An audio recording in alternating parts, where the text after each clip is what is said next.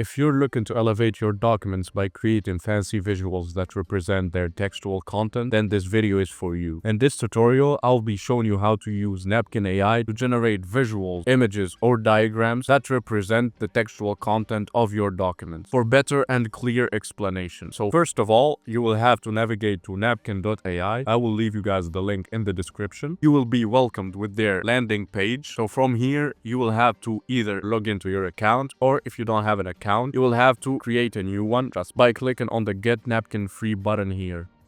And here you can choose to sign in either with Google or with your email. I have already done that, so after you log into your account, you'll be redirected to this interface. Here you will have to click on Create My First Napkin. You can either paste in your content or the document you already have, or you can generate text using AI. So for the simplicity's sake of this tutorial, I'll be using AI to generate text as I don't have a document yet, so I'll be clicking on it. And here you can either prompt it to generate a text for your need. Of course, you can give it like the topic or a brief description on what content you want to generate, and then you have to click continue. Or you can use any of these buttons here for a quick suggestion or a quick idea about the content that you can generate. So we will go with picking the right CRM for your sales team here, and then click continue. And now wait for the AI to generate your document.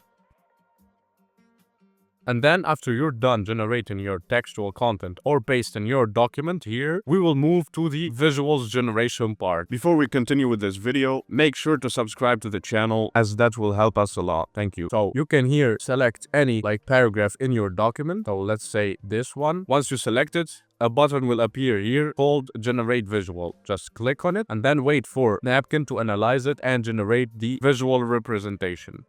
And as you can see here, it gave us the image that is related to the textual content that we selected. And here you can change how you want it to be. There are multiple styles here. You can choose any that suits your needs. And then you have to click on it and it will appear just like that. Of course, you can resize it, make it bigger, or change its location here. Same, if we want to generate an image for this one, we should always select it and then click on this button and wait for Napkin to generate the visual for it.